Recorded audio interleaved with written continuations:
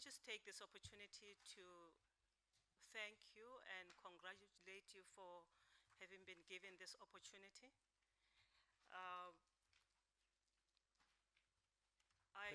Thank you. Read from your papers that you started from a very humble beginning as a prosecutor, became an attorney, an advocate, and you have acted in the High Court for about 13 weeks or so.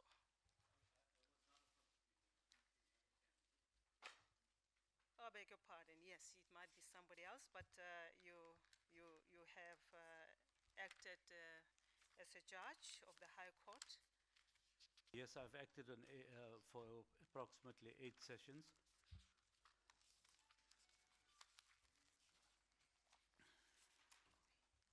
Yes, indeed. I confused you with someone else. Yes. During your period of your acting stints, rather, what focus or which cases did you focus on? Civil matters, criminal matters?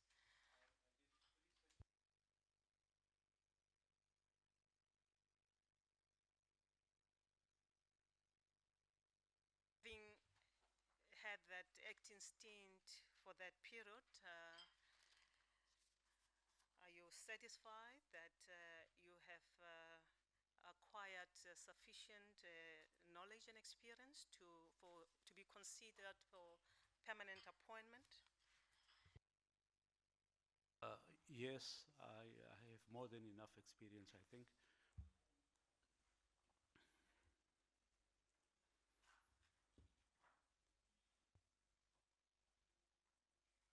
Judge President Yapi.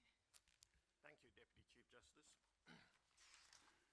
Well, I've known you for many, many years. We practiced together and you were a member of the KwaZulu-Natal Bar. As far as what I know about you, your practice have been,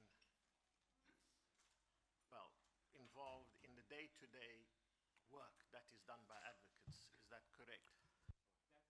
That is correct. A wide variety of work.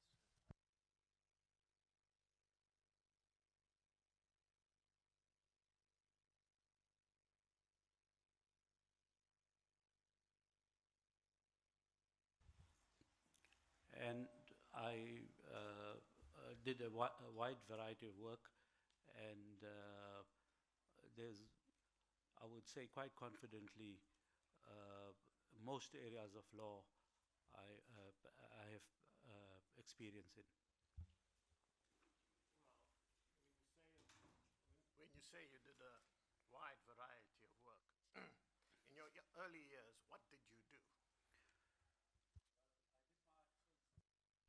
I did my articles of clerkship in Johannesburg in a firm that did largely civil litigation. I then was admitted there as an attorney, came to Pietermaritzburg, did my pupillage, and was admitted as an advocate. I started off doing civil work. Then the violence in KwaZulu-Natal intervened, and for a few years, the majority of my work was related to public violence and other associated matters. And then I reverted to my civil practice. As the years went by, I changed my focus and dealt with personal injury cases. The reason for that was that I found greater satisfaction in acting for indigent people, and I developed a reputation that whether you had fees or not, if you had a deserving case involving an indigent person, fees were not a question. And then I started getting more and more of that work, and in the latter stages, together with my commercial work, I've been concentrating more on the personal injury cases. Now, as a lawyer outside court, I see you've been a member of a number of organizations. Just tell us a bit about that. And what role did you play in these organizations?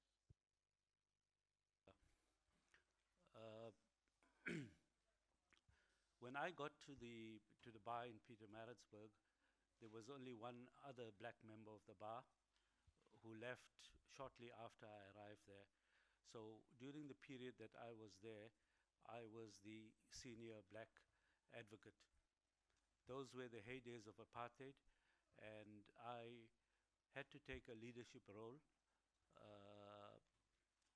in as far as resisting the problems we had related to apartheid. I had to take the lead not only for the advocates, also the black attorneys that relied on us and had problems from time to time, and the only place they could go to was to us. And as a senior, most senior member of the bar, I had that responsibility. We then, in response to the tricameral parliament, opposition to the tricameral parliament, we then established a body known as Lawyers for Democracy, where we got all the black lawyers together and we united as a force. That was before NADAL was formed. We were an affiliate of the United Democratic Front, and we provided a fair amount of support to the United Democratic Front structures.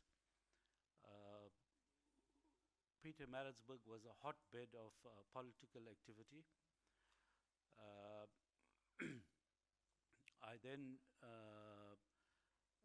We then took a decision.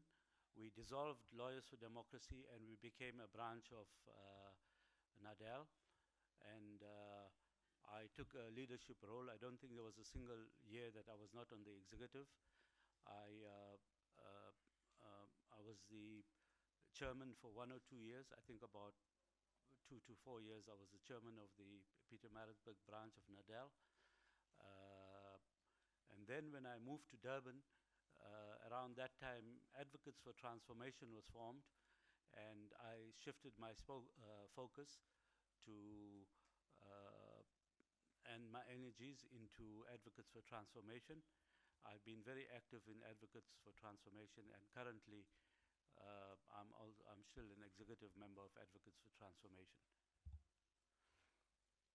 Now let's talk about your experience on the bench. When did you start acting and in what capacity?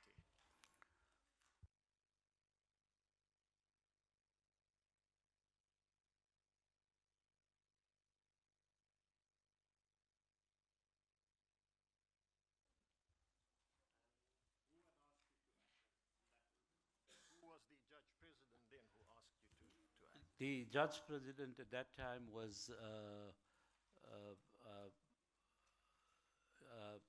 Shabalala JP.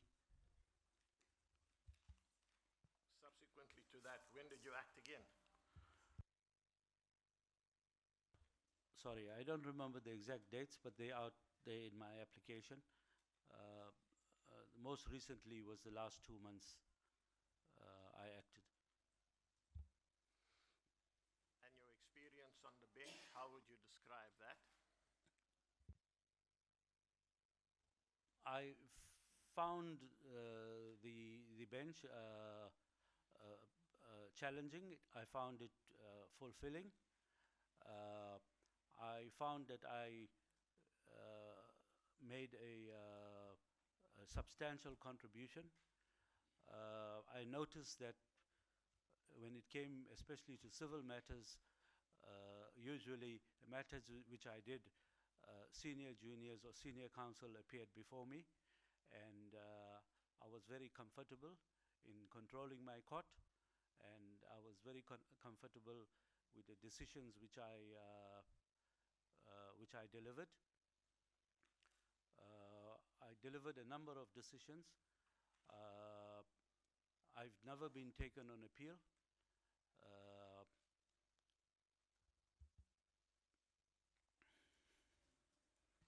Well, how long have you been a member of the bar? Sorry, I've been a member of the bar for 34 years, 17 years of that as a junior counsel, and a further 17 years as a senior counsel. 24 years of that was at the Pietermaritzburg Bar, and 10 years at the Durban Bar.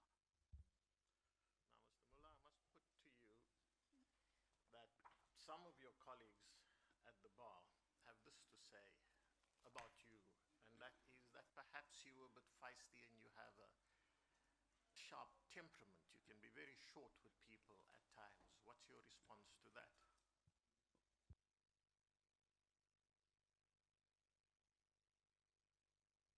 We have an adversarial system of justice.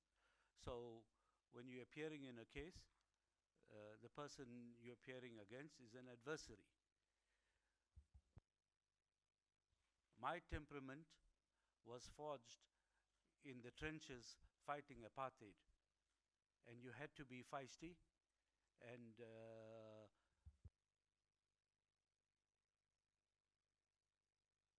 adopt an aggressive approach against injustice, and that is where my temperament was forged.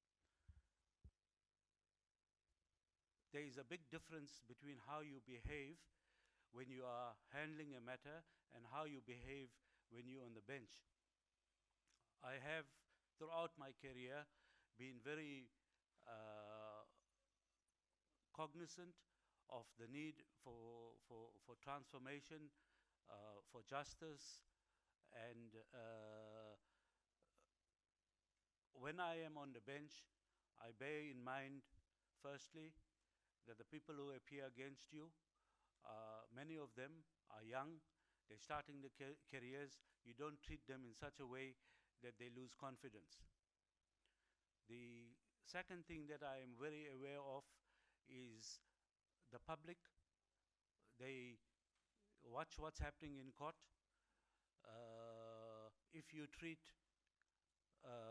the people who appear on their behalf shoddily, you don't give them an opportunity to make their submissions, because they are, after all, the voice of the client. If you cut them short, you bring the administration of justice into disrepute, and you bring the administration of the institution of the judiciary into disrepute. So I'm very aware of that. I am very helpful towards people that appear before me. I am very fair, but I must say there are occasions on which one has got to be firm, and on those occasions I am firm. I had a case where an advocate instructed by an attorney appeared before me, and the applicant had brought an application for maintenance for herself and the children, and the defense was that the respondent was not employed, and I wanted to know who was paying the respondent's legal representatives, and stood the matter down and said, if the respondent can afford to pay advocates and attorneys, he can afford to support his children. So that is an example when one has got to do your duty as a judge, be firm, and ensure that people get in court what they are entitled to and what they come for. One last question. What do you think you can do, and what do you think you can contribute towards the bench in KwaZulu-Natal?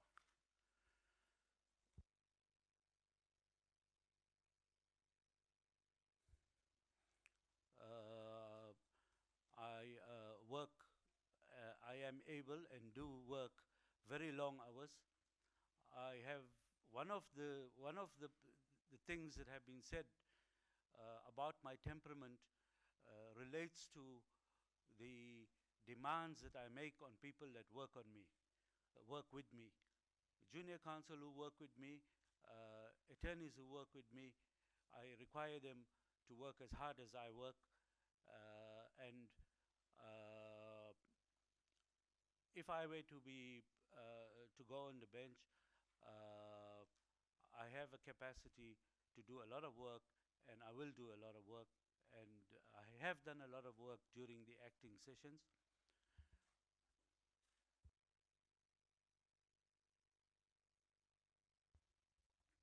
Is the question of transformation. I have been passionate about transformation. I still am passionate about transformation. I've thought a lot about transformation. I've thought a lot about empowerment. And just by way of example, in 2000, when I acted for the first time, I had to select assessors. There were no black females at the bar. I made inquiries amongst the attorneys whether there were any black females that would benefit by sitting on the bench as an assessor, and they pointed me to a particular individual. I approached her and asked her to sit with me as an assessor, and that was in 2000, and I'm happy to say that she is currently a member of the bench in KZN. I don't say that she's became a judge because of that offer that I made to her to be my assessor, but I'd like to think that that put her on the path of the position that she's now taken.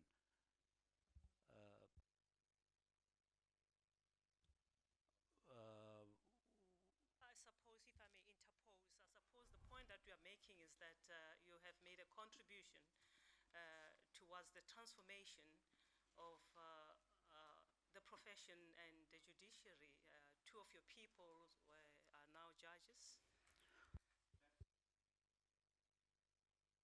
That's sorry. That is just a few examples. There've been lots and lots of other individuals that I have assisted and trained and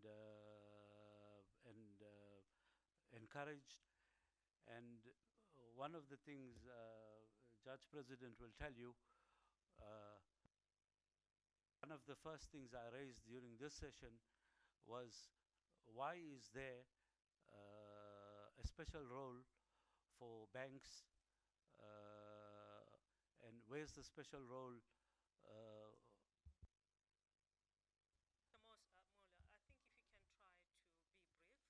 Moola, I think if you can try to be brief with the examples. Thank you, ECJ. I have no further questions. President, I recognize Commissioner Malema. Oh, I beg your pardon.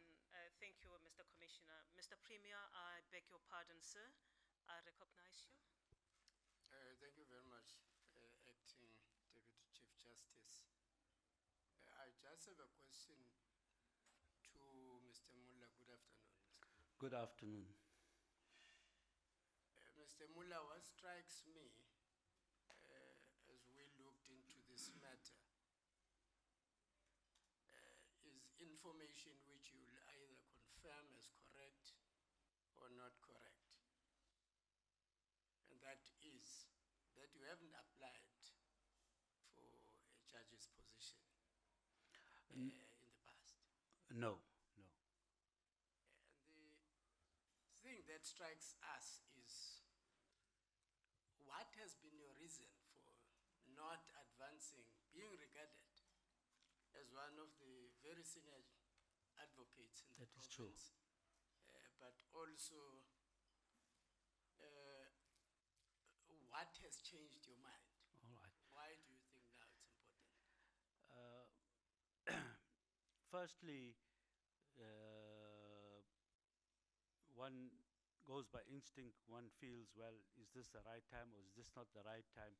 But in my case, I've been fortunate to have two very gifted children who have done postgraduate studies, uh, and one is in the United States, and the main culprit has been my son, uh, who studied in various countries around the world, and I had that financial responsibility towards him. He then opened a company where he's training people on computer programming for free. I financed his startup of the company. And there was also the question of there was a need to transform the bench and give other people a chance of black people. So those were the main things, uh, and that is why I haven't made myself available earlier. Yeah, but what motivates you now to believe that Well, you should be applying? my financial circumstances have changed. My financial obligations have changed. I don't have those financial obligations as I had previously. I think uh, there is uh, there is sufficient transformation as far as African people are concerned on the bench, and I think there's a space now for me.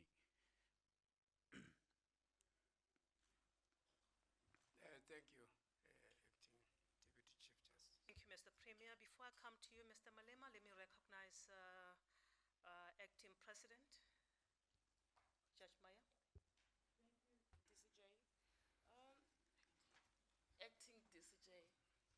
Well, one can hope acting DCJ. It is quite gratifying, advocate, to come across black counsel with a resume as wide and varied as yours. I was just going through your personal circumstances, and I see that your age is what now? 61?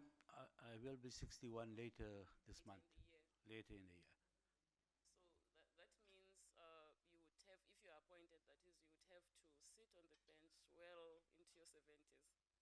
I am in good health, and I must say that with my experience, the work on the bench isn't stressful, very stressful, or very demanding, because if you, for example, sitting in motion court and you look at an application for winding up, you know, I've probably done 10 or 20 in my career, and it goes easily. I'm familiar with the work, and I think I will be, God willing, uh, serve a full So the term. prospect does not daunt you. No, not at all, not at all. Thank you, DCJ.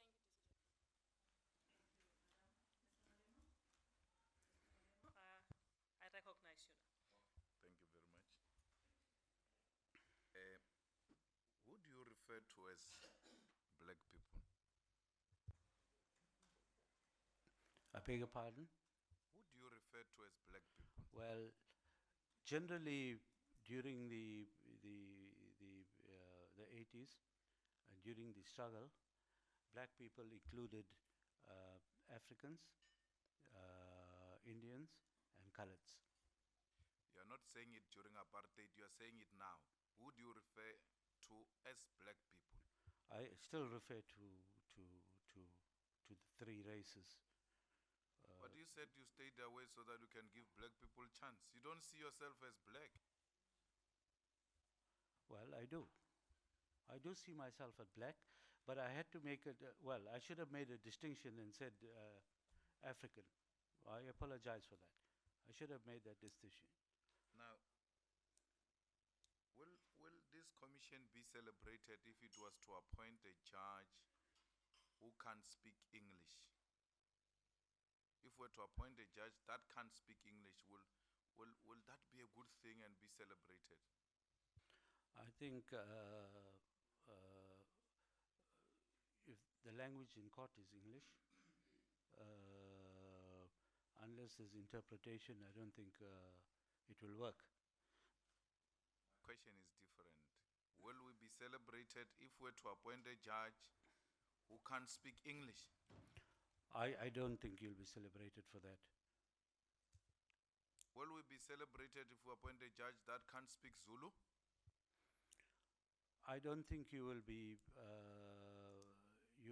criticized for that. Will we be celebrated if we appoint a judge who can't speak Zulu? I don't understand the question. I'm asking the same question I asked earlier about English. You said yes, there won't be any problem. If we're to appoint a judge that can't speak Zulu, there's no problem, isn't it? No, there's no problem with that. Because Zulu is useless. It's one of the inferior languages that even if you don't speak, it doesn't matter. No, Right? that's not why I say that. It's because Zulu is not one of the languages that is used in court. That is why. Zulu is not used in court. In terms of the transcription, you see, that's where the problem comes in. I've always wondered, you've got a Zulu-speaking judge, you've got a Zulu-speaking prosecutor, you've got a Zulu-speaking accused, you've got a Zulu-speaking advocate. And I've always wondered why the proceedings should not be in Zulu. But the problem now is that the proceedings are not in Zulu because the transcription is not done in Zulu. So if the matter were to go on appeal, then it'll be in English. Can you speak Zulu? I speak a bit of Zulu. I understand a bit of Zulu, yes. So the answer is you can speak Zulu. Well, to a limited extent. I wouldn't be comfortable to question an accused, for example, in Zulu. I know a bit, but if you will look at the judgment, the criminal judgment that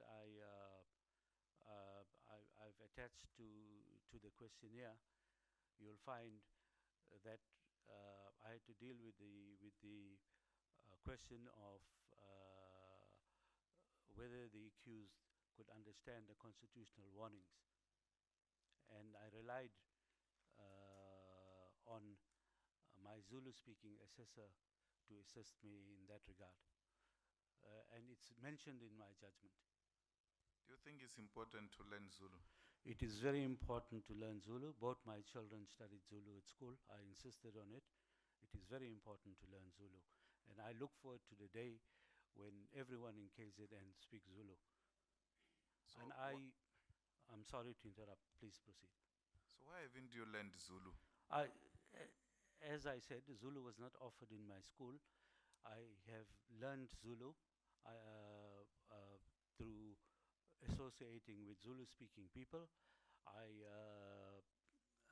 converse occasionally with Zulu-speaking people in Zulu. I get to a particular way. Advocate Buthelezi is a member of my group. I greet him in Zulu. We chat a little bit in Zulu. Then I run out of vocabulary, and then we're back to English. It's not as though I don't speak Zulu. People that work for me, I speak Zulu with them. I love the language. I love the Zulu culture. I am a Zulu from KZN, and I have a king that I respect. Yeah, you almost sounded like I'm not a racist because I've got black friends. No, I don't think that's the same thing. No, they were not offering Zulu at school, but Yeah. you've got a 34 years in the profession, still you didn't learn Zulu. Let's leave school. You left school. What an important language, like you say today, because you're looking for this position. If it was this important for you for 34 years, why haven't you taken lessons in Zulu? Perhaps I should have done that. If I lead my life again, I probably would do that. Is Zulu not an inferior language which you never thought it is important to learn? My children have informed me that of all the subjects that they've done, Zulu is the most difficult. Your including- children will have their own chance one day to sit there and answer for themselves. Now we're talking about you. Well, their opinion is that Zulu is a very sophisticated language and not an inferior language. Thank you. Mr. Commissioner, Commissioner Mutimele? Thank you, Acting Deputy Chief Justice, Council Moola. You said you had 8 sessions. That is correct. That's correct. That is correct. May I please direct your attention to the questionnaire, paragraph 9.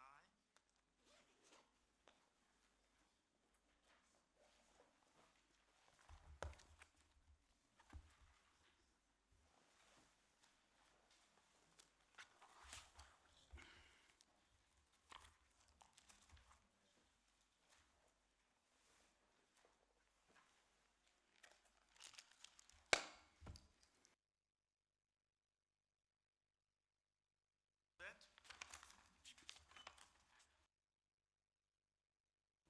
On which page are you talking about? paragraph 9. The paragraph dealing with your, it's page 9, paragraph 9.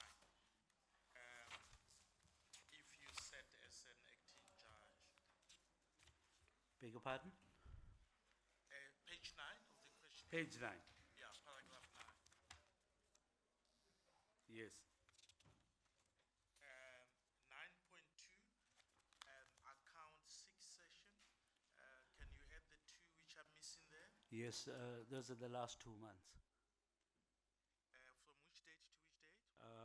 Around the 25th of July, 2016 2016, to around the 25th of September. 2016. That is correct. Those are the Okay. last 2 months. That's one. We're still missing another one. No, those are that's 2 months. There are 2 separate sessions. One was a criminal session and one was a civil session. I see.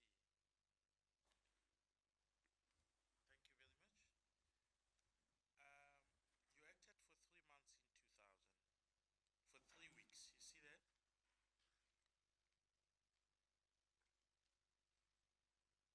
9.2, Council Miller. The first acting stint. Yes. That's where we are. I'm checking with you the experience Yes, as the High yes, Court yes, if what is yes, written here is correct. Yes. Yes. Please yes, assist me. Let's do yes. it together. Yes. Yes. The sessions Now, where I'll ask the question. yes. Yeah. The first session there is 3 weeks. Can you see that? I haven't counted it, but if you say it's 3 weeks, I accept it. Affording you the opportunity to look at it. Confirm.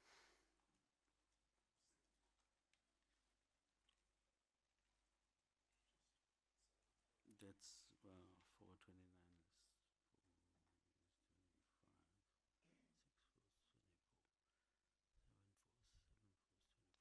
Yes, it looks like 24 days. Yes, it looks like 24 days. I must just point out to you, I never envisaged that one day I will have to provide this information. So these are approximate dates. That's fine. But the sessions were usually 1 month. That's fine. Let's round it to 1 month. If you look at the what you call the sessions, the next one was in 2001. That is correct. It's a month, and then the next one is 3 years in 2003, and the next one it's in 3 years. 2001 to 2004 is 3 years.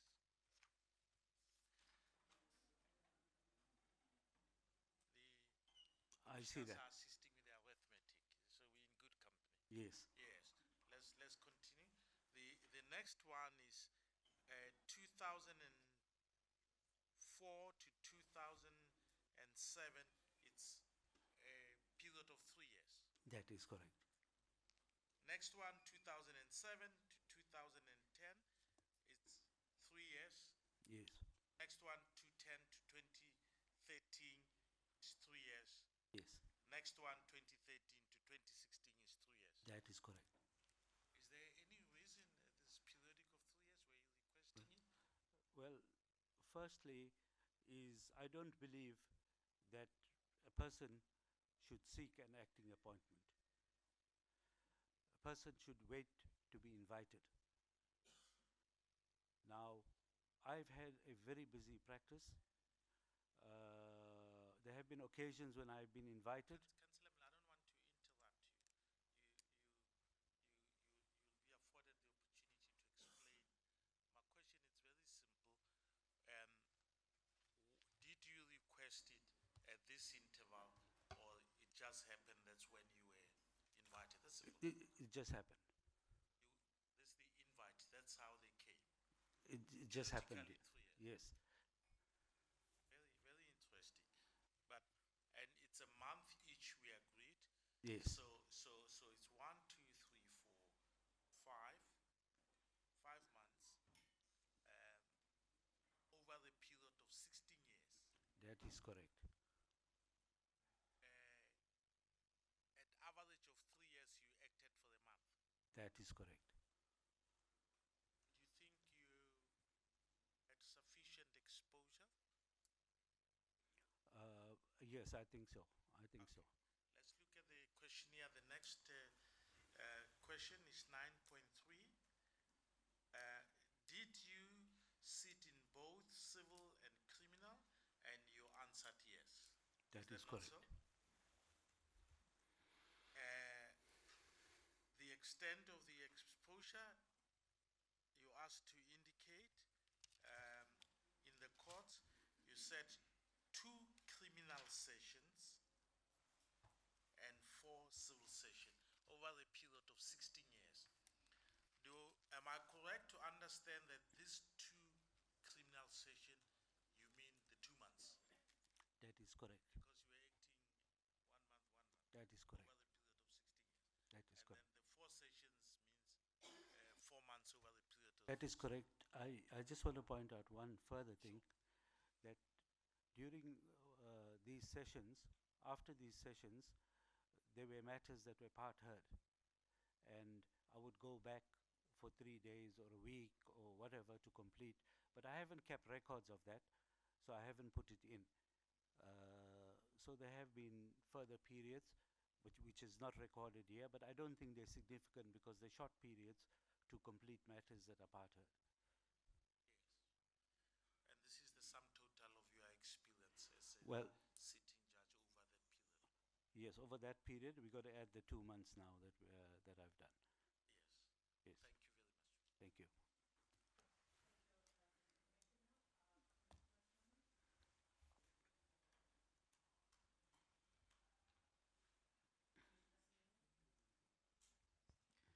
Thank you very much, Acting Deputy Chief Justice. Advocate Moola, good afternoon to you. Good afternoon, sir. Just as an aside, adversaries in litigation are the parties, not lawyers, am I right? I beg your pardon? Adversaries in litigation are the parties, not the lawyers. Would you say? That is correct, except that the parties are represented by lawyers. Yeah, but they don't have to take on an emotional position in relation to the matters for which they act for the clients, right? That is correct. Can I ask you something different though? Yes. What's your take on legality and the exercise of public power? Well, firstly, the Constitution is the supreme law of the land. Anything done has to comply with the precepts of the Constitution. The rule of law, for society to operate, the rule of law has to be respected, and public power must be exercised within the precepts of the Constitution and the rule of law. And what is your understanding of the rule of law? The rule of law is a philosophical concept, but what it in our system, the rule of law actually comes down to respecting the Constitution as the supreme law of the land. I'm sorry, I'll ask just for more clarification. What do you mean respecting the Constitution? Well, in relation to the Constitution and the rule of law, whatever power is exercised by public officials must be consistent with the Constitution and justifiable under the Constitution. So in other words, as an example, if an administrative act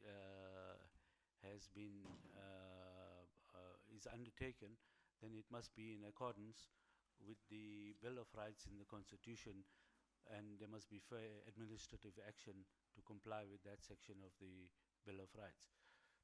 It would be binding on the judiciary as well, no? It will definitely be binding on the judiciary. I thank you. Thank you, Mr. Commissioner. I recognize Advocate Nsebesa.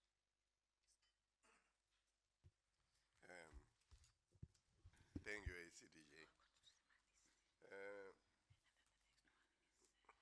Firstly, Advocate Moola, I'd like to look at sections 3 and 4 of the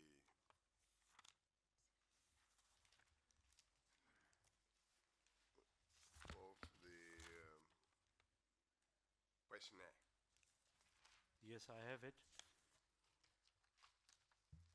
One of section 3 seeks to find out or calls upon you to list all directorships which you hold and other interests in businesses which you have held in the past 10 years. You see that? That is correct. And your answer was nil. And that is correct.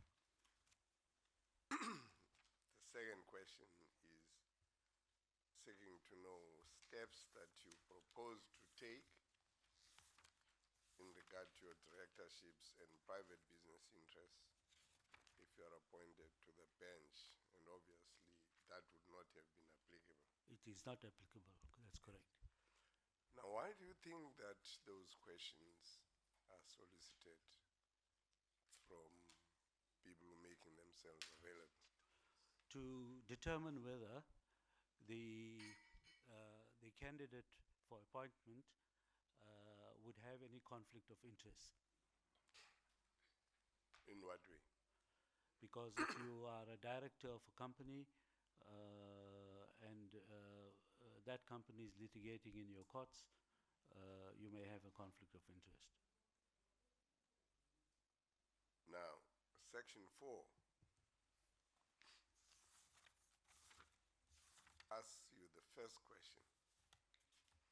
Are there any circumstances, financial or otherwise, known to you which may cause you embarrassment in undertaking the office of a judge? And you answered no. That is correct, yes. Now, why do you think that question is important? Well, I think the Commission needs to know when they're considering the application whether there is anything that they should be concerned about. Why would they be concerned about? Because it can cause embarrassment to the judiciary if there was something that was of concern. Why would your financial circumstances cause embarrassment in the office of a judge?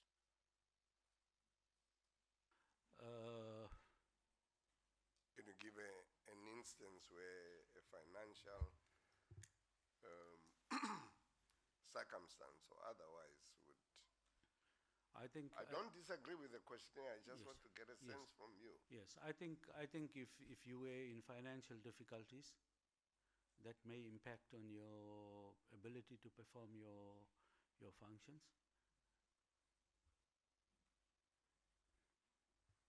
What do you think of being, if your financial circumstances were such that you had interest in companies and other revenue generating positions other than the emoluments which you would be getting as a judge? Should those be taken into account by us? If And are they significant? it's in some circumstances they should be taken into account Why should this be? Why should it be so?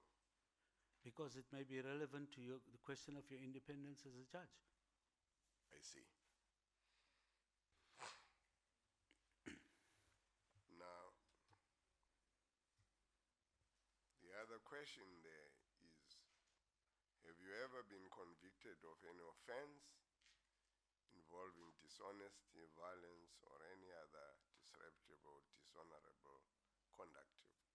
You replied no. Yes. Do you think it is important that anyone who aspires to be a judge should not have been involved in issues involving dishonesty, I think that's very violence, important. or any other disreputable or dishonorable conduct? I think that's very important. Why is it important? Well, we don't, I think people who are dishonest are open to be corrupted. Now, the third question is, has any legal professional body ever found you guilty of any unprofessional or disgraceful conduct? That is so, yes. And you have indicated with a no. Yes. Why do you think a professional body finding you guilty of professional misconduct is important when you seek? That is important because it's an indication, it's a judgment on you by your peers. And it's important because it indicates what your peers think about you. Why should that be important for us when we consider you for recommendation for judicial appointment? It's something that the commission, if it is a serious conviction, it is something that the commission needs to know about. Yes. Now, lastly, I just want to clarify what I think I heard you say about an expression earlier on in a question that arose about your temperament. You seem to be giving a difference in your temperament as a practicing, as a practitioner, and your temperament as a judicial officer, but I don't want to retell what you said. I just want clarification. I do so because the organization, the Advocates for Transformation in KZN, have this remark, but they didn't give detail, unfortunately. I'm sorry, sure this remark. Some members have expressed concern, should have been concerned, they wrote express consent, expressed concern about Moola's interpersonal skills and temperament. Now, firstly, what is your reaction to this? Why do they raise this as an issue for us to take into account?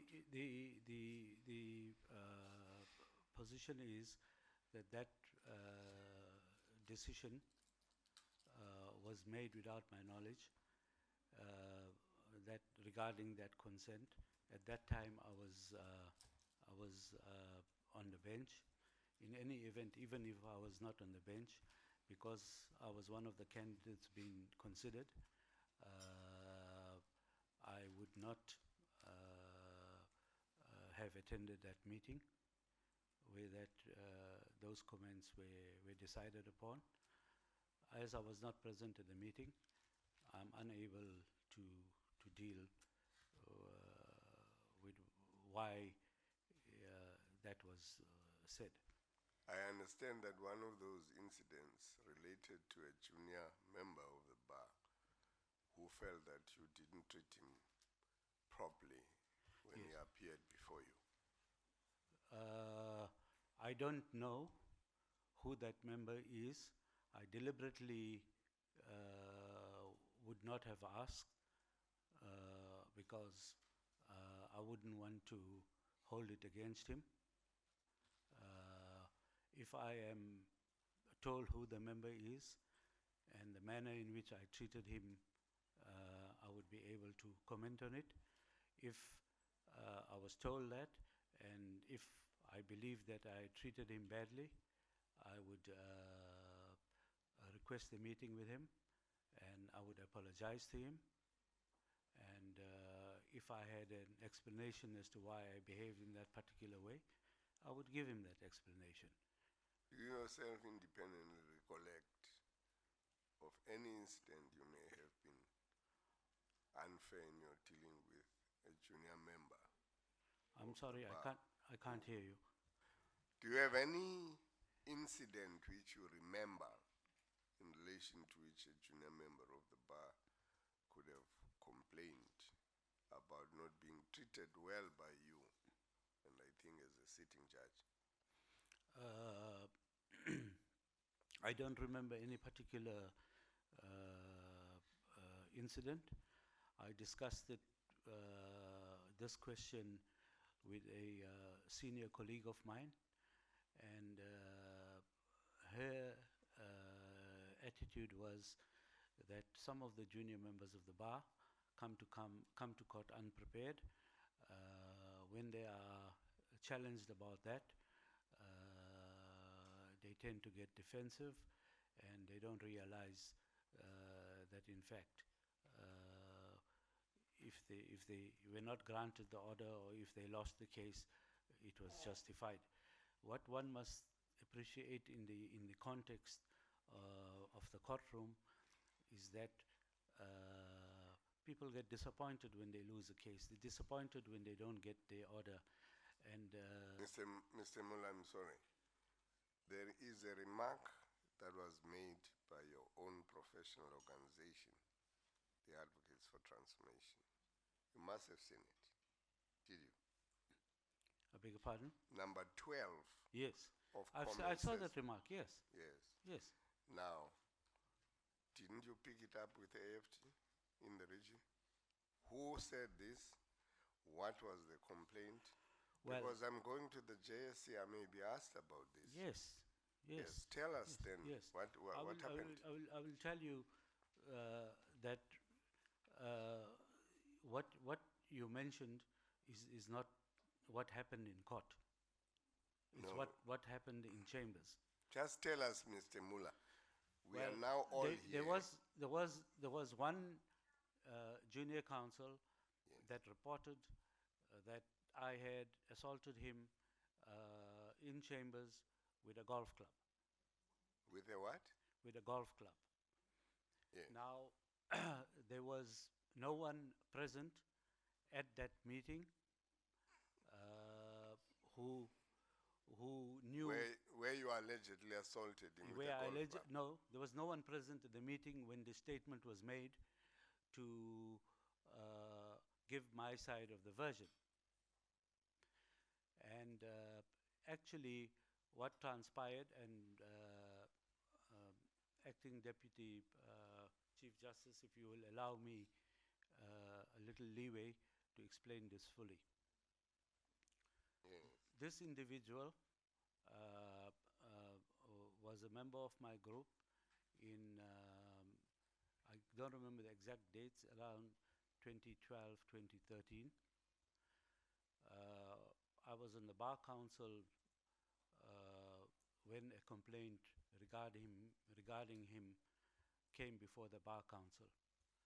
The Bar Council took a decision in view of the fact that he had had a drug problem, that they would make him an offer to resign from the bar and go and take treatment, and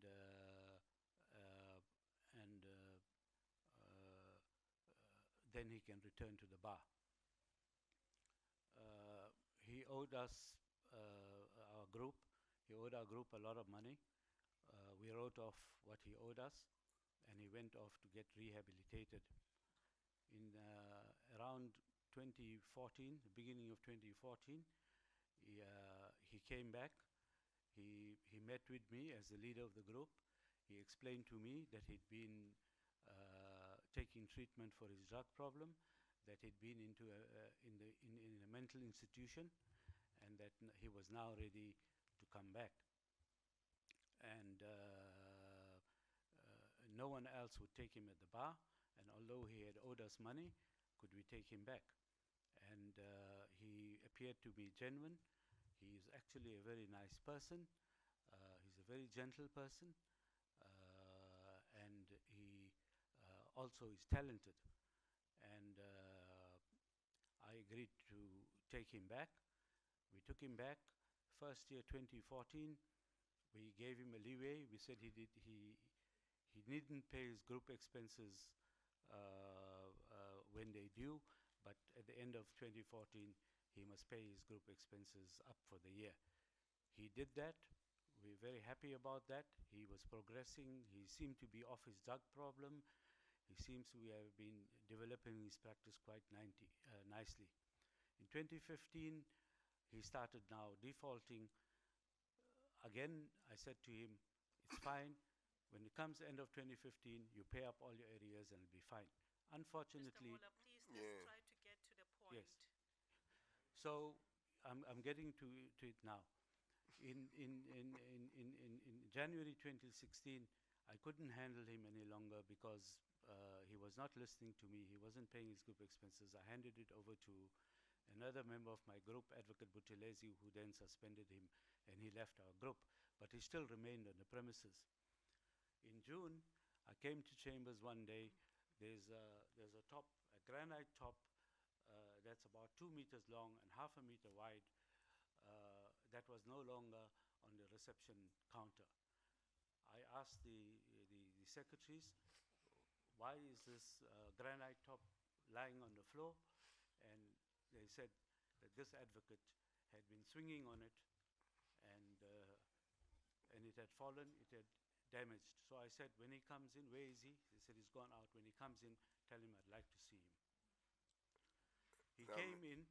Mr. Moola, I'm He very came into my chambers. Can I please finish this? Okay. He came. I beg your pardon.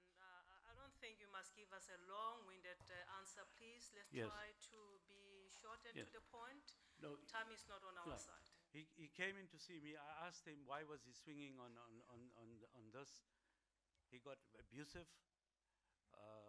He was obviously on drugs. He got abusive. He started shouting and screaming, and he started getting aggressive. At which stage, there was a golf club there. I picked up the golf club, and I didn't hit him. I didn't hit him, and he left. A few days later, his sister phoned from Johannesburg and said that he was in a mental institution. Could I assist? So this entire story of his is delusional. If I had been there at the meeting where this decision had been taken to comment on my temperament, I would have given them the version, and I don't think they would have this thing. And I was told that when I came off the bench and spoke to senior members, I was told they are not going to amend the report. I will have the opportunity to explain it to the commission. But I have never assaulted anyone in my life. I've had pupils for decades. They've always been satisfied. Thank you, sir. I think you have given the answer, Council. Well, I won't take that further, except only to say when you saw this coming from the AFT, which nonetheless supports your appointment, Yes.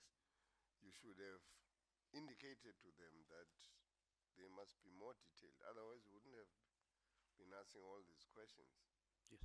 I just mentioned that I spoke to them, and they said you can deal with it at the commission because you were not. I complained. I said, "Where's the Audi alterum partum? Why was I not asked?" Yes, thank you, ACDJ. So, I'm going to recognize Commissioner Singh. Thank you. I'm covered by Commissioner Nsebeza and Commissioner Motumela, particularly the question of the sporadic acting periods, because it seemed quite sporadic from 2013, a jump to 2016, but I think you've answered that, Advocate. Thank you. I'll leave it at that.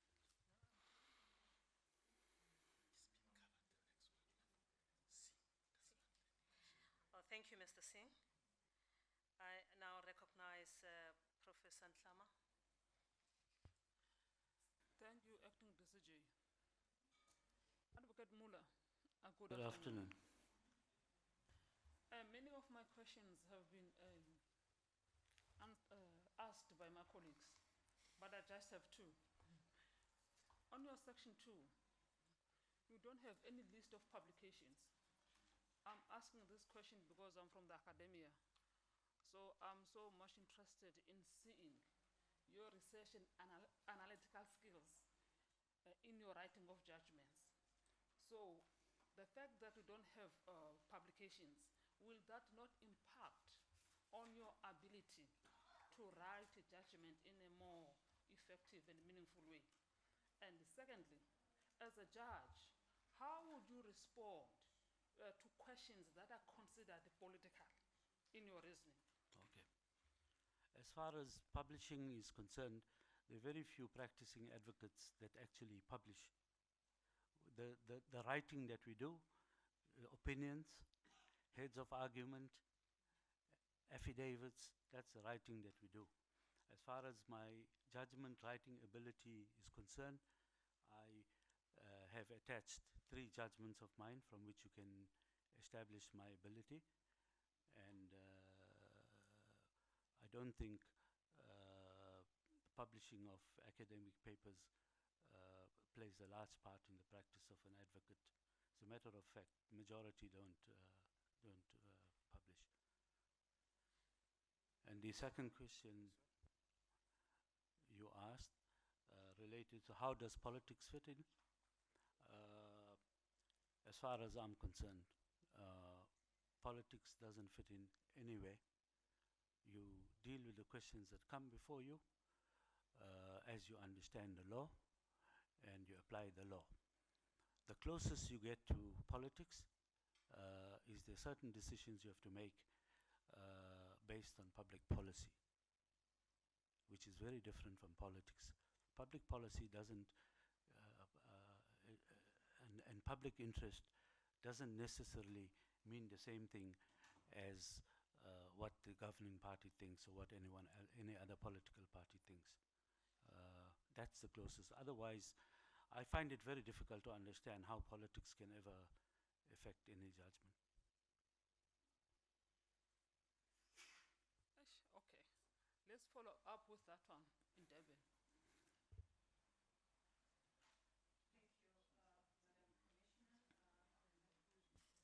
Thank you. Commissioner Helens. Thank you, Acting Deputy Chief Justice. Mr. Moola, I hear from the answers of the questions asked by Advocate Nsebeza that you've read the AFT input to the JSC about your candidacy. Have you also read ARMSA's input and the input by your own society, the KwaZulu-Natal Society of Advocates? Yes, I have, and I think it's interesting that the society doesn't follow that view of EFT. I think Perhaps you can wait for the question from Mr. Commissioner before you answer in details. Under paragraph 7 your society's input to the JSC. They say the following. Moola has the essential forensic skills required to be a judge and is a seasoned practitioner. He's been a senior member of the bar since 1999, but as the list of cases in which he has appeared referred to in the questionnaire shows, not many of his cases resulted in reported decisions. There are 11 in the South African law reports. They then give an explanation. This is probably due to his personal injury practice, as such cases are not often reported, and his business interests. What business interests are they talking about? Yes, I was quite puzzled by that. I don't know how that crept in. I certainly don't have any business interests whatsoever. I'm not involved in any businesses at all. I don't have business. Did you raise with your society, upon reading this, that they should rectify their input to the JSC because they've got the wrong man? You don't have business interests. No, I did not raise it, but the difficulty is one doesn't want to be seen to be interfering with the process. No. We are here to judge you on your merits. Yes. And your society says that one of the reasons for not having reported judgments, etc., is that on the one hand you have business interests which take away from your practice. And we know from your questionnaire that you said you have no business interests, you've nothing to declare. I would have thought that you would go to your society and say, look, you've got the wrong man here, or what are you talking about? Please rectify.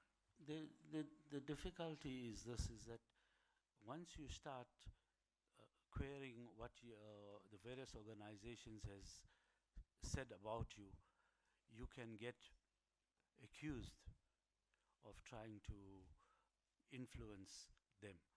So one has got to be very careful and not be seen to be doing that. They've made the report, and I've got to deal with the report as it is. But this is a factual statement that you have business interests leading to a conclusion that had a certain effect. Now the conclusion may be wrongly drawn, but surely the factual statement that you have business interests is a factual statement which is either correct or incorrect, and you could have had corrected it. Now that you mention it, you are right, I could have had it corrected. And I can say no more except what I've said about the reason why I didn't approach anyone. I never canvassed for support for this position. I don't think it's right. I never canvassed, never asked anyone to support me or to canvass for me, and I adopted the same approach. At the same time, I was also quite busy on the bench for this period when all of these reports were being drafted, etc. If you were given the opportunity today to refill in the questionnaire, and in particular section 3.1, in relation to whether you have business interests or not, would you change the way you filled it in? No, I would leave it as it is. I have no business interests other than my practice as an advocate. Commissioner Helens, Commissioner Tseha. Thank you, Acting Deputy Chief Justice. Advocate Moola, when Advocate Pius Langa, the late, was president of NADEL, Yes. Late Minister of Justice Dala Umar and myself Yes. were deputy president. Yes. And we placed high on the agenda access to justice. Yes. Now we're living in KwaZulu-Natal, Yes. where the majority of people speak Zulu. That is correct, yes. And you say you haven't learned Zulu in all your life and you are 61. No, I've got on my questionnaire that I speak Zulu to a limited extent. Did you study any indigenous African law?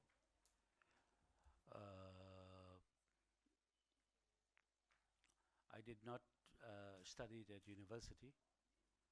The only study I've done of it is that I've read about it. Would you agree that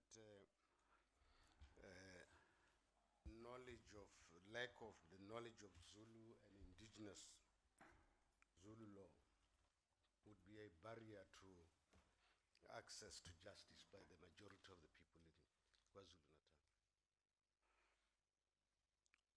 I disagree, because there are interpreters available in court, competent interpreters. I have some. I don't want to go into a long explanation, but I can understand the proceedings when a witness speaks in Zulu. I can understand what the witness is saying. Does Zulu law have the same status as Roman Dutch law and English common law? Well, in terms of the Constitution, if customary law is applicable, customary law must be applied, provided that it's in accordance with the Constitution and any legislation on customary law. So if it arises that it has to be applied and Yes. you don't know it, doesn't that affect the right of the people to the access to justice? Judges don't know many things. They research things. They are addressed on it. Counsel addresses them, and they research it. And there are many areas of law which we don't study at university, but we pronounce upon, because we are addressed on it. We read it up, and we apply it. Mr. Minister? It was really a follow-up question on the earlier questions that Honorable Malema raised relating to the use of indigenous language in court. To paraphrase your response, I seem to have understood you to say that because the language of record in court is English, therefore, even if all the parties and their legal representatives speak a particular indigenous language, the language used in court should still be English, because... No. Can I just finish the question and then you can correct? Because on appeal, the record would need to be in a language, I suppose, that would assist the appeal court to appreciate the proceedings of the court of law. Did I misunderstand parts of... I apologize. Maybe I didn't express myself properly. What I said, that my view, my personal view, is that the proceedings should be in an indigenous language. But the bar to us achieving that is that we've got to now consider what's going to happen with the appeal and the record and all of that. My preference is that the language take place, especially where the parties concerned speak in an indigenous language. And I just want to give you one example. I was doing a criminal matter, and I was listening to the witness speak in, I think, subconsciously, I was listening to the witness speaking in Zulu. And there was interpretation, but I think this must have happened. And I was writing my notes in Zulu. Now, the witness says, the counsel for the defense stands up and says, by what light did you identify the accused? witness says moonlight. So the advocate says, no, you said it was full moon. So I said, no, she didn't say it was full moon. She said that there was moonlight. So we played back the record, and the interpreter had made a mistake. When she said moonlight, he said it was full moon.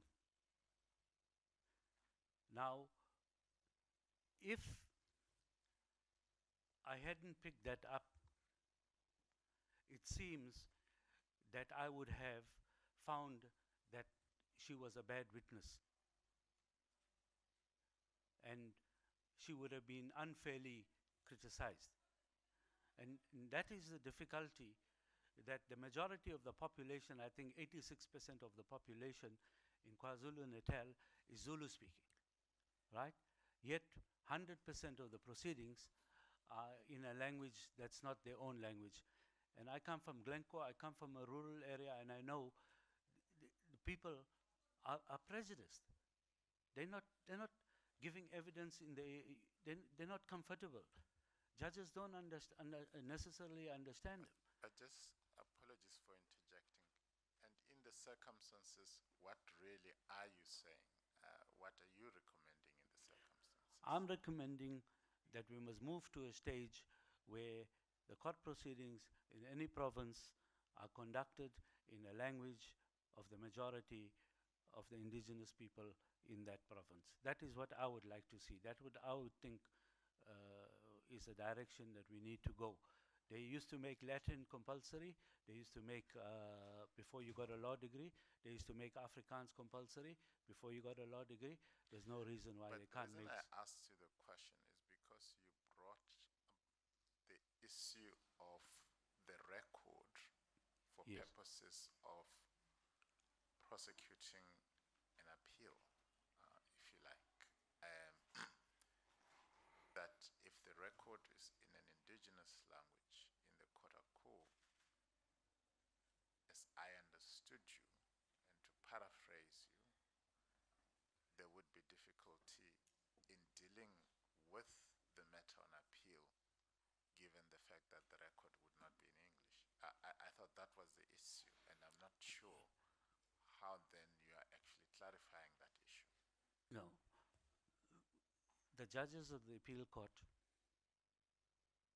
would not be able to read and understand a record that's in an indigenous language. Now, that's the point I'm trying to get at. Now, I'm just trying to understand, in the circumstances, what are you then saying? Are you then saying that because the judges in the appeal court will not understand the indigenous language, that because of that language barrier, indigenous languages should not be used? No. As the language of proceedings in I'm not saying that. I'm trying to understand what you're really saying. I'm saying that the ideal situation is the court proceedings must be held in the language of the indigenous people. And I'm saying that it's not possible at this stage to do that, because you've got to consider what happens if the matter goes on appeal. And therefore, because of that, the language, therefore, would have to be English. I'm trying to understand what you're saying. I think we must look at solutions. What should we do? Should we transcribe the record from the indigenous language to Zulu, from the indigenous language to English, so that the appeal judges can understand it? That may be one solution. This has to be looked at carefully. I think I'll leave it at that. Thank you. Thank you. Acting Deputy Chief Justice.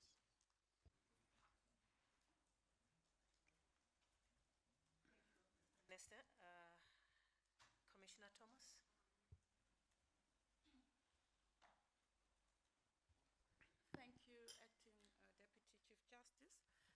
afternoon to you, sir. Good afternoon, Commissioner. May I direct your attention, please, to page 12 of the questionnaire that deals with section 4, I think.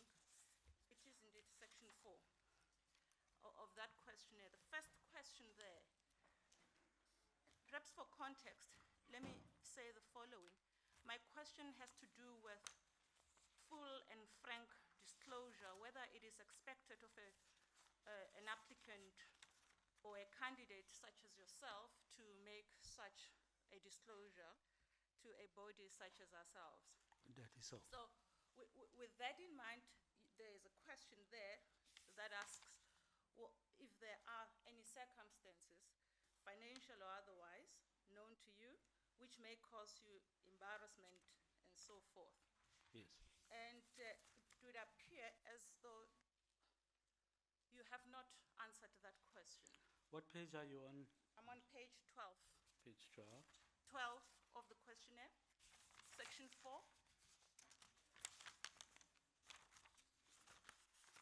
Oh, mine is different. I beg your, is yours different?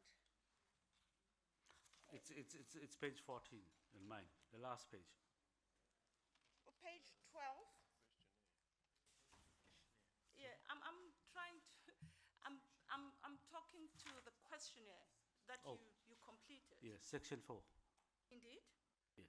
Page 12, at the foot of the page. Yes. The first question there is the one that I read out to you just now.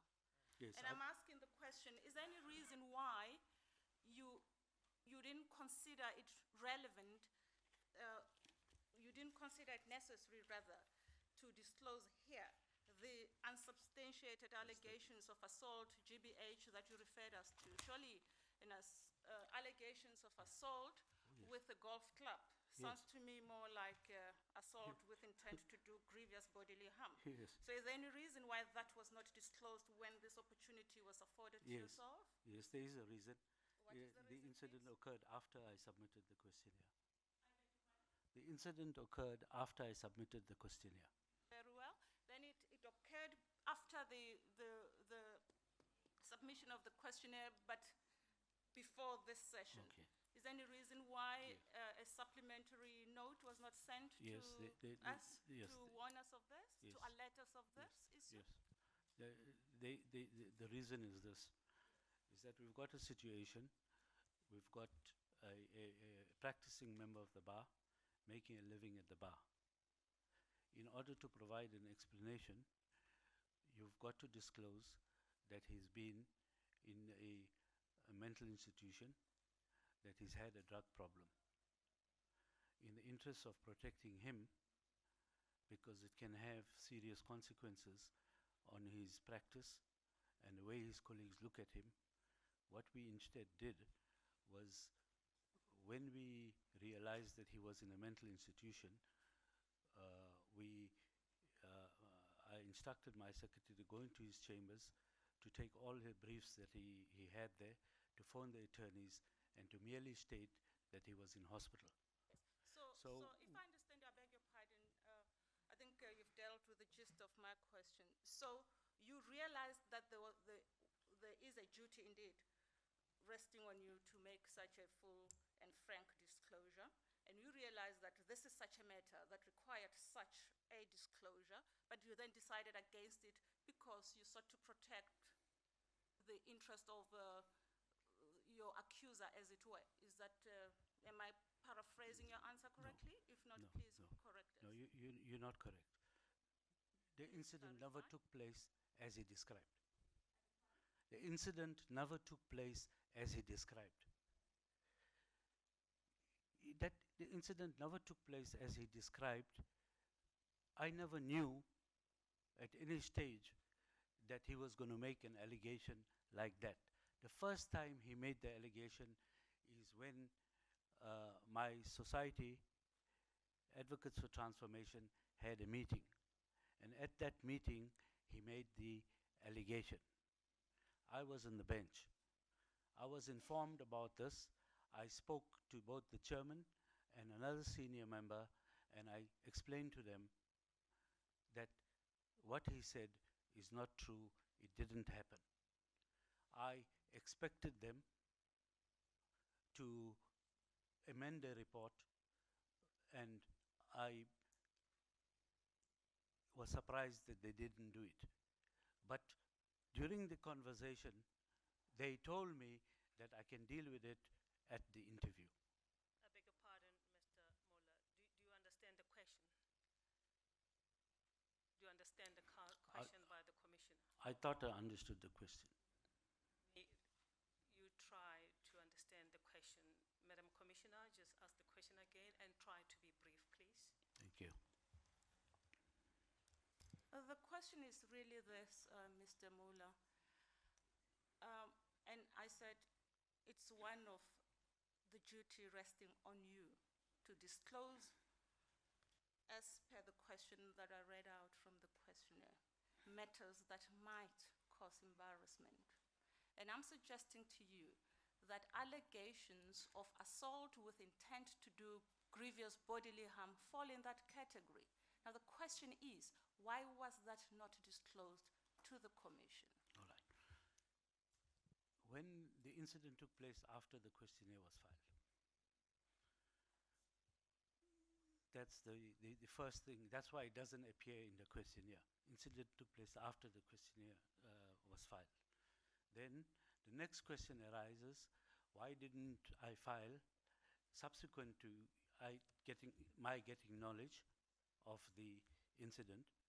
Why didn't I then make a report to the commissioner? I discussed it with the chairman of the organization, and I discussed this with another senior member of the organization. Pardon, Mr. Moola. The question is, why didn't you disclose it to the commission? Because they advised me that I should deal with it at the commission hearing. That's what they advised me. Because it was their duty to clarify it. They chose not to clarify it. You must remember, I only got back to chambers last week. So the time issue was a question. Thank you, Mr. Moola. Madam Commissioner? Well, I have another question, but I think in the interest of time,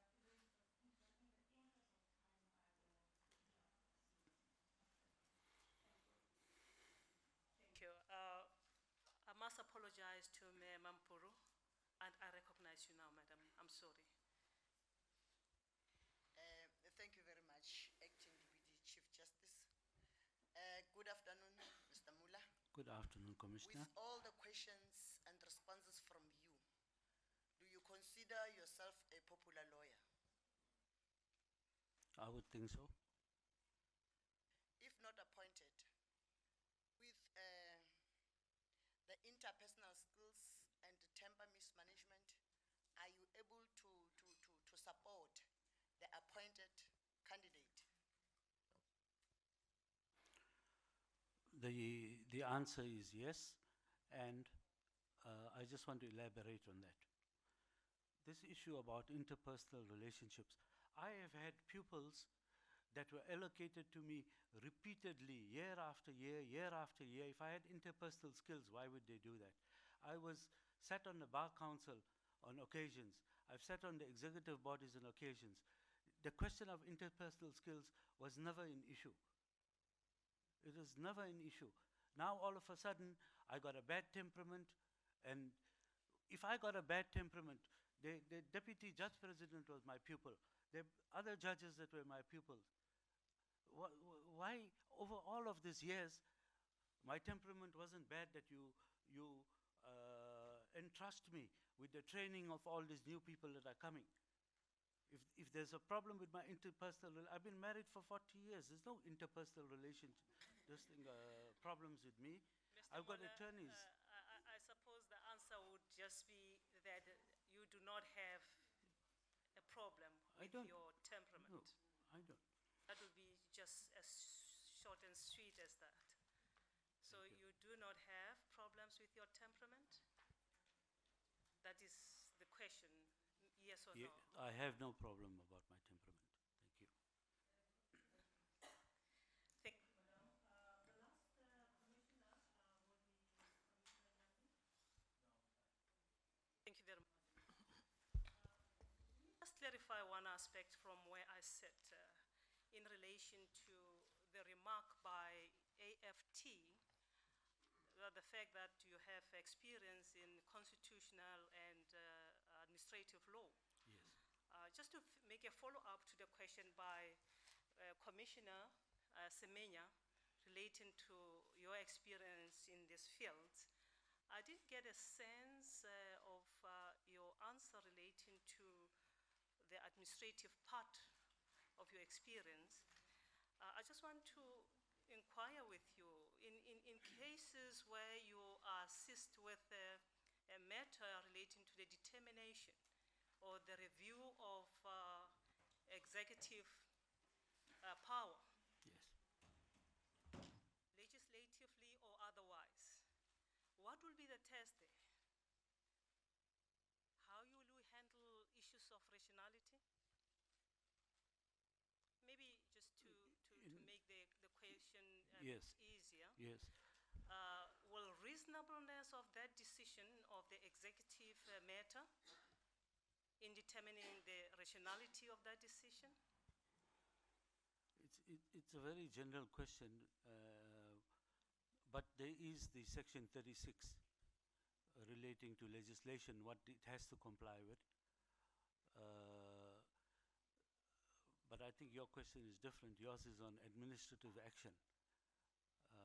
And I think, yes. It's not really more on 36 if you are talking about the Constitution, because Yes. that deals with the limitation. Yes, a limitation, yes. It will probably deal with section 9.1 Yes, 9.1. relating to executive power. Executive power, yes. The executive power must be exercised, I think, if I recall, 9.1, in accordance with the Constitution. And it got to be justifiable in an open and free society. I think that's the test. I may be wrong. I haven't read it for a while. Because it will require you to review rationality decisions of Yes. the court and the test. I don't want to belabor that. But it simply takes you back to that exercise of public power that Advocate Semenya was talking about. And I'm picking up on that because a view has been expressed that you have experience Yes. in constitutional and administrative law. Yes. And I thought that you will be able to guide us in relation to the test. Yes. Many on of these things. rationality. Sorry, please go finish.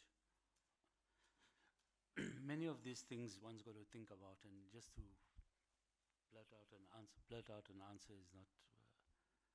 Is not. Anything that you would like to say before we excuse you? No, I